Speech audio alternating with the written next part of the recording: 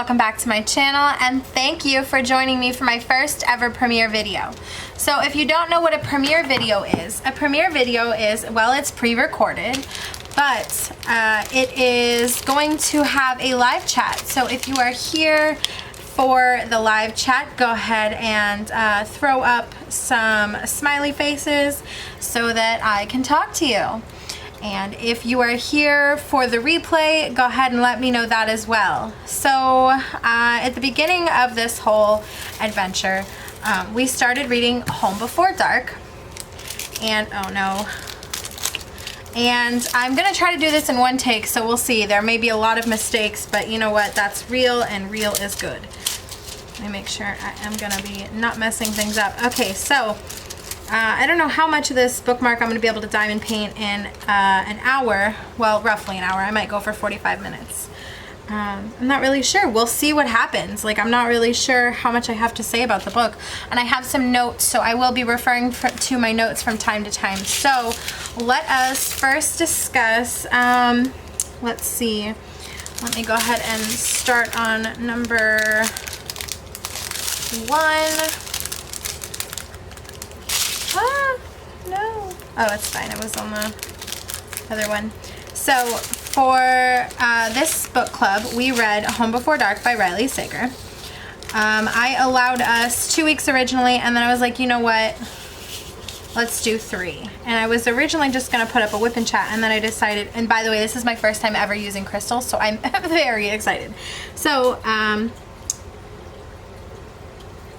oh my gosh, I'm having so much fun already. Okay, so I was originally just going to put up a whip and chat, and then I was like, you know what? Let me do a premiere video. How cool would that be?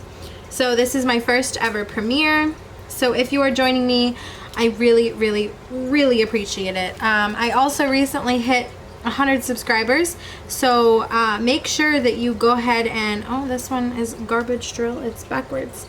Make sure you go ahead and go over to that video so that you can enter to win the giveaway. I am giving away a Tin Me Arts canvas. Let's go over the book. Okay, so the premise of the book was this girl, her father died, and she goes to the lawyer's office to receive the things that she's willed by her father. So her mother and her father are divorced, and she is a grown-up now, but they divorced when she was younger. And so her dad died, and basically, if you've ever read or seen The Poltergeist, there's kind of like this idea that potentially the story of the poltergeist is made up, even though it's supposedly fact. So this is very much like that. So the book that I will be referring to that is not this book will be called House of Horrors, and that is the book that her father wrote. So I'm going to go ahead and give character names because I'm starting to confuse myself. Okay, so Maggie's dad died. I don't remember Maggie's dad's name. I'm sorry, I suck. But if you remember, throw it up in the comments. Show me that you remember better than I did. So Maggie's dad was an author, and he wrote a book called House of Horrors, and the House of Horror was based on a true story. So the concept of the book was that well, it was based on fact, and him and his wife and his daughter moved into a home that was almost too good to be true. And yeah, it was too good to be true. Supposedly, according to the book, according to the father, the house was haunted. And not just haunted in the traditional, spooky aspects. Like, there was legitimate things happening. So the daughter, Maggie, has always believed that her dad was a liar. That the book was not based on fact, that it was fiction, that he realized that the house that he bought was going to be a money pit, so he wanted to get out of it as best he could.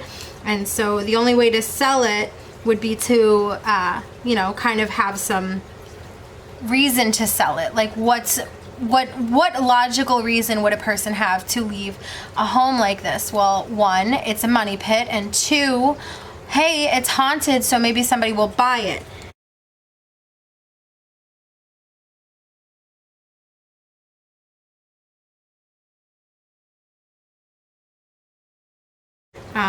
So they left in the middle of the night, one night, and they never came back. And her dad wrote that book, House of Horrors, and she thought it was just all a lie. And so, once she realizes that her dad never sold the house and that now her dad has willed it to her as he has passed on, she is now the owner of the house. So she goes back to the house, and the house is Branbury Hill. And Baneberry Hill? Oh, my camera is dying. Hold, please. Okay, so much for one shot. Okay, so the house is called Baneberry Hall. So I want to really quickly read you the synopsis. It says, Maggie Holt doesn't believe in these things, even though they are the details of a story that made her father famous. 25 years ago, she and her parents, Ewan and Jess, moved into Baneberry Hall, a rambling Victorian estate in the Vermont woods. They spent 20 days there before fleeing in the dead of night, an ordeal Ewan later recounted in a horrible memoir, House of Horrors. His tale of ghostly happenings and encounters with the malevolent spirits became a worldwide phenomenon, rivaling the Amityville Horror Amityville Horror, not Poltergeist, sorry. Amityville Horror in popularity and skepticism. Maggie has lived her life in the shadow of her father's book, so when she inherits Baneberry Hall after his death, she returns to renovate the house to prepare it for sale. However, her homecoming is anything but warm. People from the past, chronicled in House of Horrors, lurk in the shadows, and locals aren't thrilled that their small town has been made infamous thanks to Maggie's father. Even more unnerving is Baneberry Hall itself, a place filled with relics from another era that hint at a history of dark deeds. As Maggie experiences strange occurrences straight out of Ewan's book, she starts to wonder if what he wrote was more fact than fiction. Alternating between Maggie's uneasy homecoming and chapters from her father's book, Home Before Dark, is a story of a house with long-buried secrets and a woman's quest to uncover them, even if the truth is far more terrifying than any haunting. So, that was the synopsis, which I probably should have started with because it seems that they did a better job synopsizing than I did. But this is going to conclude the spoiler-free section of the book. At this time, I'm now going to go ahead and say that anything beyond this point will be spoilery, okay? So keep that in mind. If you have not read the book, now is the time to shut it off, go read the book, come back, and watch it on the replay. All right, anyone still here that hasn't read it? Okay, we're gonna start. So I have my notes here, and I wanna say a couple things. Let's start. In my experience with this author, his books aren't true ghost stories. It's usually more Scooby-Doo in the sense that humans are the real monsters type thing. So when I went into it, I knew basically right away that it wasn't going to be a true ghost story. So that was something I knew going into it because of experience with this author, which, by the way, is probably one of my favorite authors. And if you haven't checked out the rest of his books, I highly recommend you do so because honestly, this one is good, and so is Lock Every Door. I believe that's what it's called. Yes, Lock Every Door. By the way, that little Scooby-Doo thing I said, I cracked up at page 315 when they mentioned Scooby-Doo. I had written down that note about the Scooby-Doo thing on page maybe 25 or 30, not realizing that that was going to occur, and I really thought that was funny. So let me see. One of my favorite things about Riley Sager is his ability to tell a story using two stories from alternating timelines. That is one of my most favorite things about him. So he weaves them together seamlessly to create something new. So you have this concept of what's happening in the present and what happened in the past or the book, and he weaves them together so seamlessly that at some points you don't even really remember which timeline you're in. You're just experiencing it. And another thing that he does really, really, really, really well is he knows when to pull you out of that one storyline. So for example, when you're reading House of Horrors, or the chapter from House of Horrors, you're into it, you're in it, and you're just enjoying it, and then he pulls you out and he puts you back into present day. And same thing goes when you're reading present day and you're enjoying it, and then he pulls you out and puts you right back in the past. I really enjoyed that. I love that he does that. I mean, let's see. Final Girls is another book by Riley Sager that he seamlessly weaves the stories together. The Last Time I Lied is another one of those books that he does that with. I don't think that Lock Every Door had an alternating timeline, but another thing I really, really love is trying to read my notes, I'm sorry. Non-linear timelines. So it's obvious that the story isn't taking place from start to finish. It's going present, past, present, past, present, past, and that's what I love. And another thing that I love is an unreliable narrator. Okay, and there's two in this book technically, because as you're reading The House of Horrors, you can't trust that what the dad is saying is true, because you have the daughter there who says that the entire thing is BS.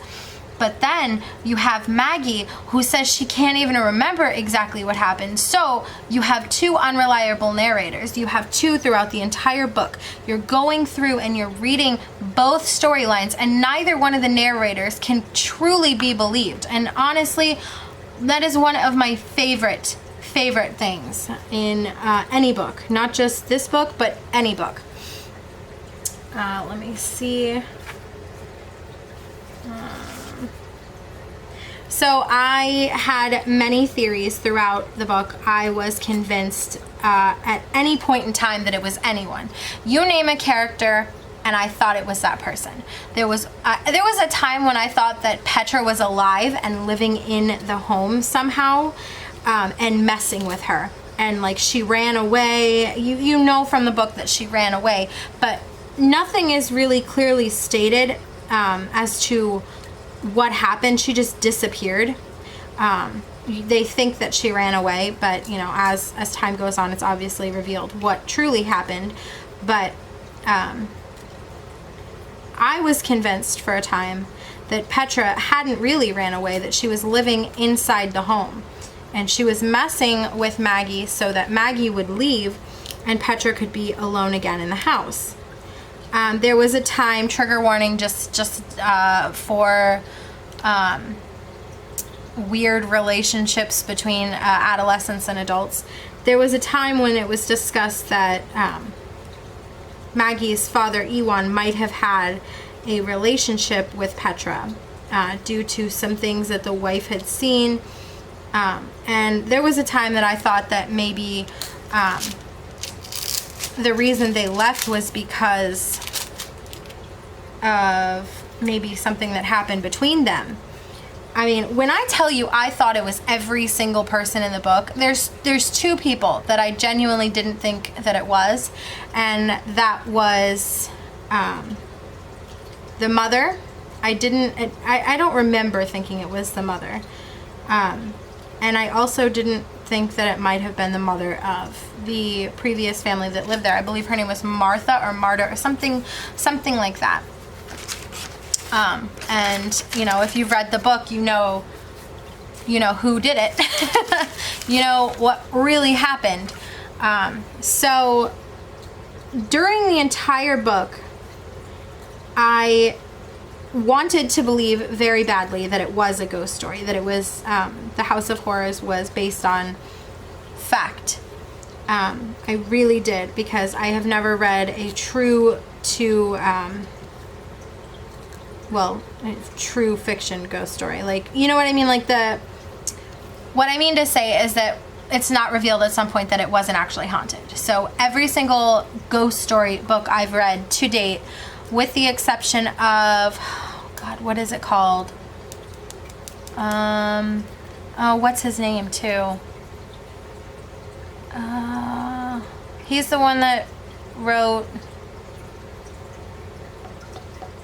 oh my god, it's at the tip of my tongue.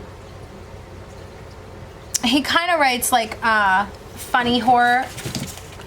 Let me look him up really quickly. You know what? I'm not going to, because I can't even remember what I would be looking up anyway. It was Horror Store. Let me look that up real quick. At this time, because this is a premiere video, why don't you tell me, because I'll be in the premiere with you guys, why don't you tell me your theories at this time? Well, I look this up. Yeah, because this is going to be one take. Horror Store.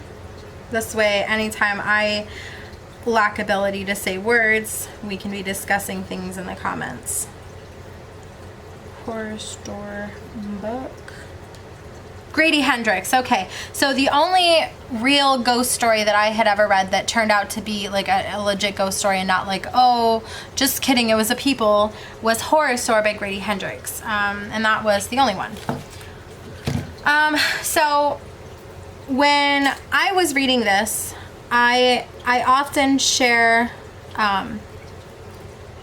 my opinions with my coworker, and I loan my coworker the book and see what she thinks, because I'm always genuinely interested to hear other people's opinion of things. So one question that was proposed was why were the parents so adamant that it wasn't safe for her? Why did both the mother and the father make it very clear that it wasn't safe for Maggie to go back? Why did they like expressly make her promise never to go back, never to return to that house? And oh, look, here we go, another upside down one.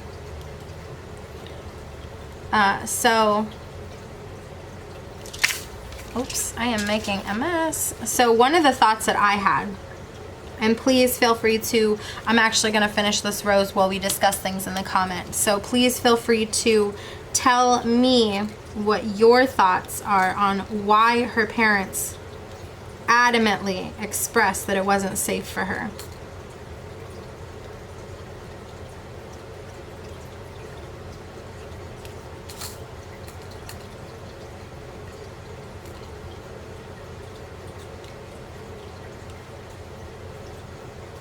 Okay, maybe I'm not going to finish this rose.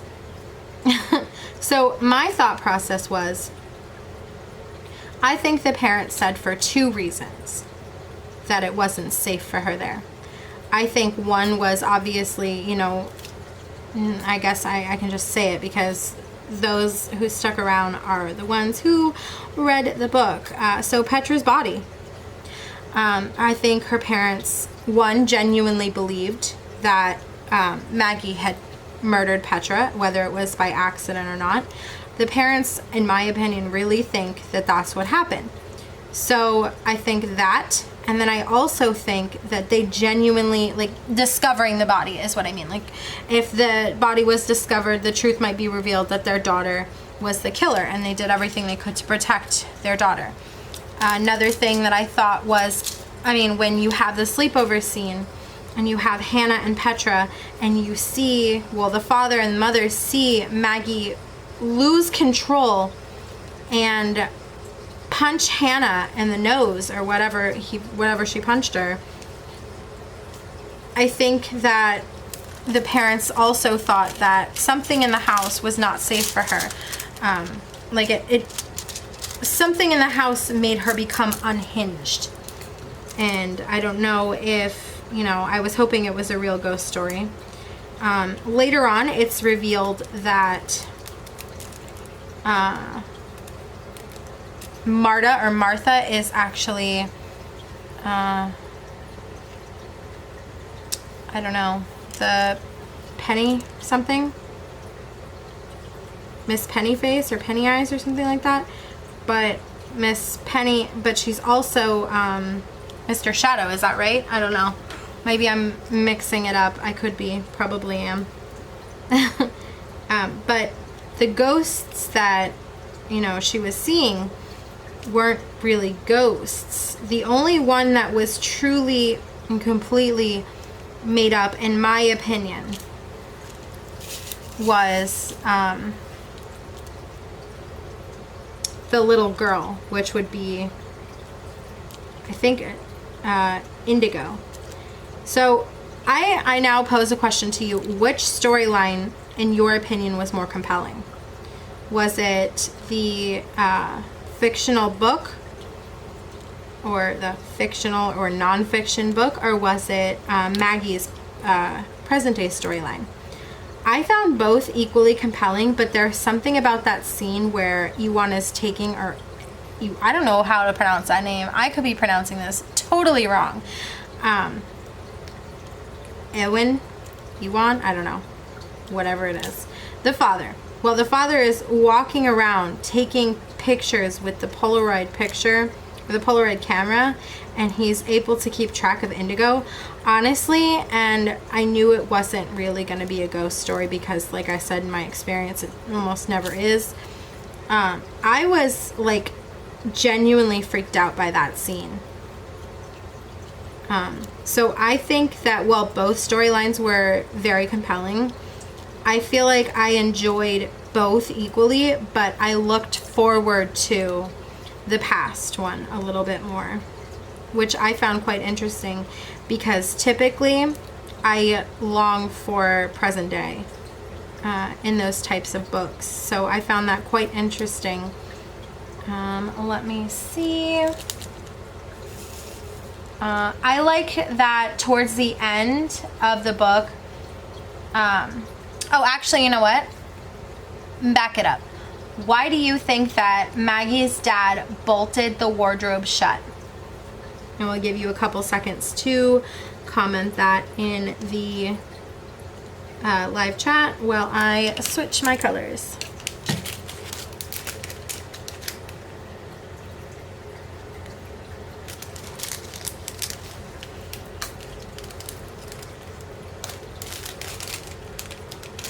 I may have to get baggies. Actually, you know what? I'm gonna get baggies. I'm gonna stop the camera really quickly. Okay, I was really productive. I got baggies, scissors, a label, and a pen. So this is number 1.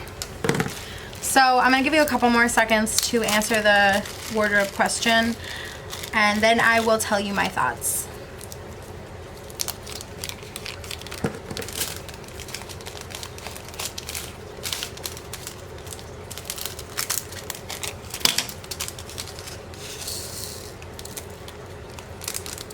So, the reason I think that the dad bolted it shut is because I believe that he had seen, I believe that a lot of that book that he wrote was factual. I genuinely think that he, at least for a time, was concerned as far as what is in the house. And I believe that he saw activity with that wardrobe. And, you know, it's never revealed that he had seen anything as far as, like, haunting-wise. But, you know, I really do think that he thinks, or he had seen a little bit more than nothing, you know. Let me see. What was your... Oh, hold on. So much for one take, huh? That was an Amber Alert. Came in on our phones. So, what was your... Did I get to that part where I said... What was your craziest theory? Like, throughout the entire time you were reading it, what was the theory that was the farthest off base? So obviously mine is, well, actually, is it really off base considering Petra was technically in the house? I don't know.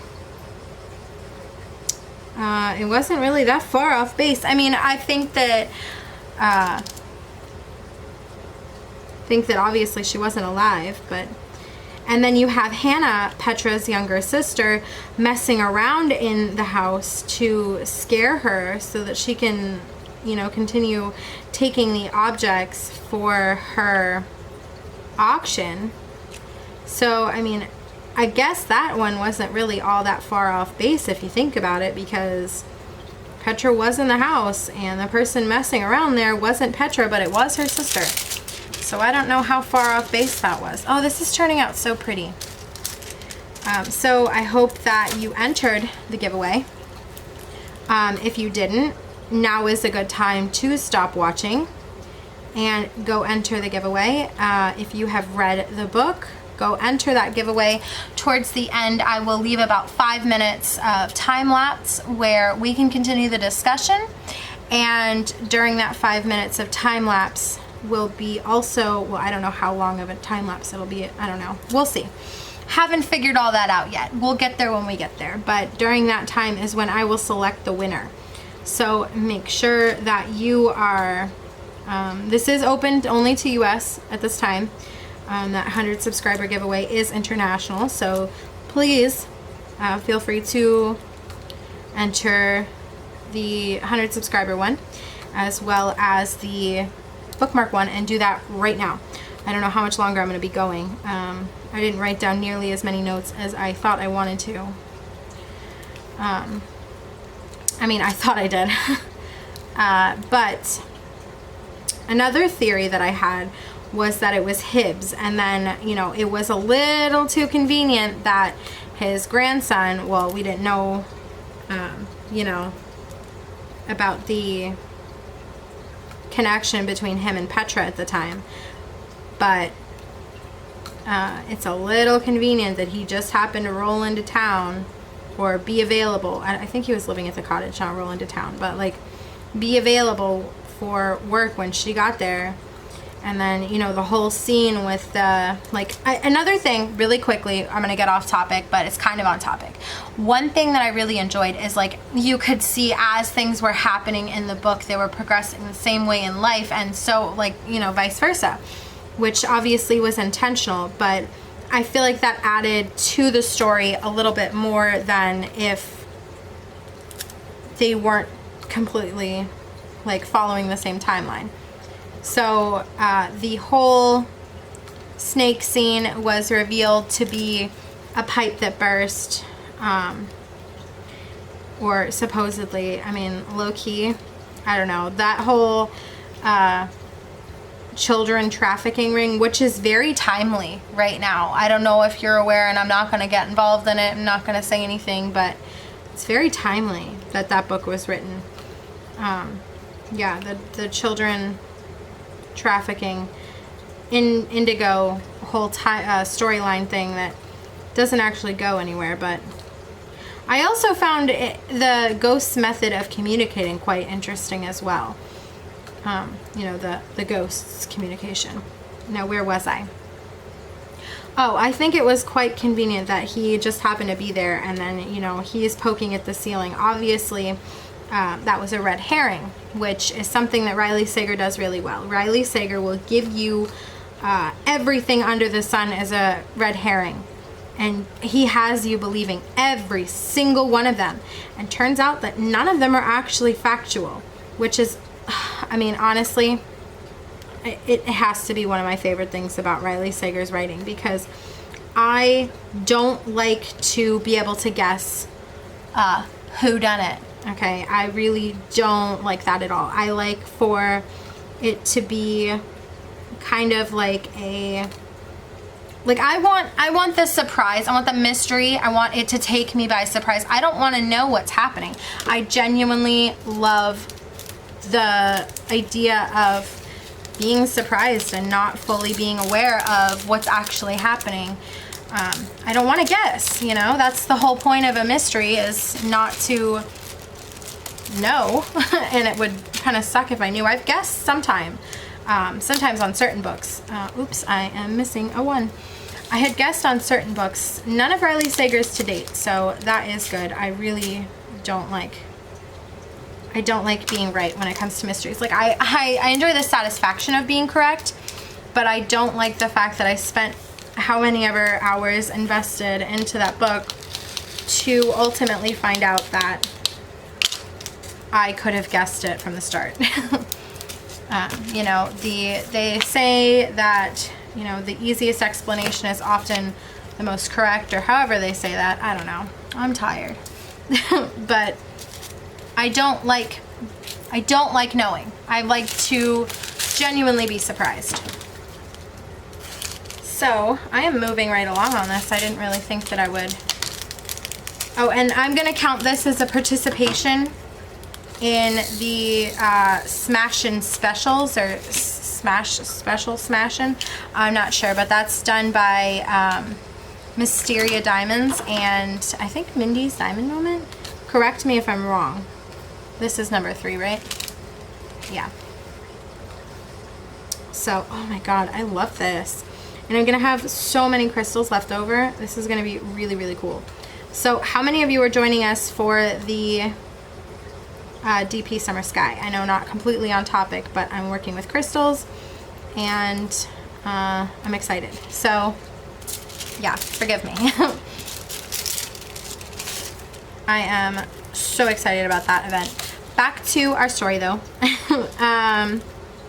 I really thought that I had written down more notes. I thought that what I had to say was going to take up more time, and I don't want to be on forever because I do have a Big Brother's on tonight. Well, not tonight, the night that I'm filming this, but Big Brother is coming on the night that this is airing. This is going up at 7 p.m. and Big Brother is supposed to start at 8, so I don't want to take an hour, but I'd like to take 45 minutes. I would like for this entire time for us to be reading this book, not to be a 10-minute video. So I want to do some diamond painting, and I will time-lapse it so that we can discuss in the comments and be thinking about what book we should read next. I am open to suggestions. I am open to almost anything. I would prefer that it was I'm not really good with science fiction, but I am open to anything. Some people had mentioned horror. This is considered a mystery thriller. I would love to delve into horror again. It has been quite a while since I delved into horror. So I am going to time-lapse diamond paint number 3, and let us discuss in the comments below.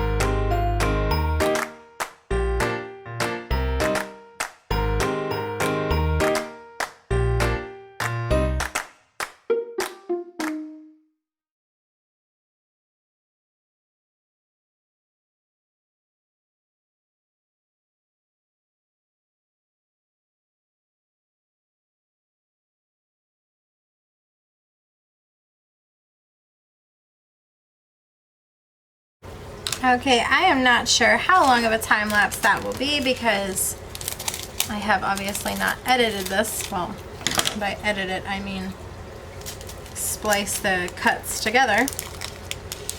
Well, I guess I am editing if I'm going to do a time lapse and speed it up. So I have no idea how long that time lapse was, but at this time I would like to announce the giveaway winner. So I will give myself a couple minutes to do that in the comments below while I work on, I might finish this. How exciting. Maybe, I don't know. Did you guys pick any books? Or any genres of books that you think would be fun to read? Okay. So, I'm gonna do some time lapse again while I announce the winner. This is your final chance to hop off and enter that giveaway. I will give you a couple more seconds to do so.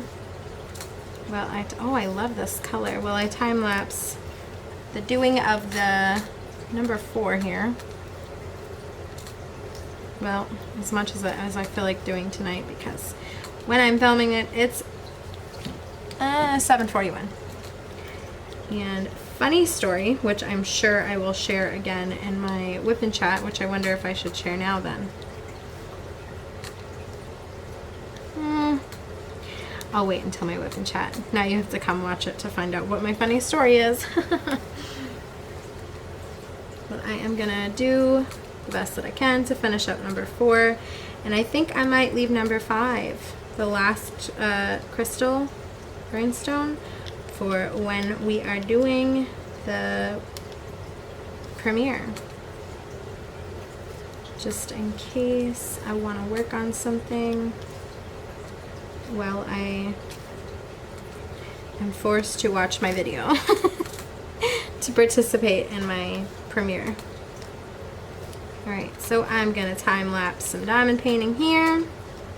I don't know how long, but I'm going to do some drum rolling in the comments. Come on, everybody, let's do some drum rolling while I get ready to announce the winner. Now, of course, at this time, I'm not sure who is the winner, so I will not say it here. I will put it in the comments below, and I will get in contact with that person via the email they provided in the form.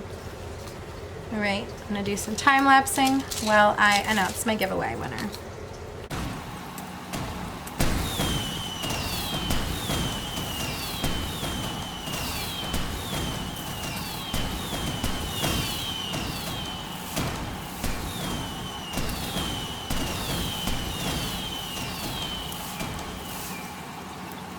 Okay, so congratulations to the person who won the giveaway. Like I said, I will be reaching out via the email that you provided. I wanted to finish this whole bookmark. I swear if we do this again, I will have more educated thoughts. I thought I took really good notes, but it appears that my note-taking was, it was a lot less than I thought. So I think I'm going to stop diamond painting here. This way I have something to do for the live, well, not the live, the premiere. So I am going to cover this bookmark back up, put away the crystals. Oops, let me properly cover the bookmark back up. I'm bummed. I thought I was going to be able to finish it. Oh well, that is okay. So I want to say thank you so very much for joining me. Once again, I want to say it. I really appreciate you guys joining me for this premiere. If you have stayed all the way to the end, I appreciate you. Not sure how long this video is going to be, so I'm not sure how long you spent listening to me talk and watching me diamond paint. But I appreciate you very, very much. And I hope that we can do this book club again I hope that you enjoyed it enough to want to do it again. And I hope to see you very, very soon. All right, guys, thank you so much for watching this video. If you liked it, please give me a thumbs up. If you like me and would like to see more from me, please hit subscribe. I would be so happy to have you. And now, to be honest, is a perfect time to hit subscribe because so many fun things are coming to the channel. I have multiple giveaways happening.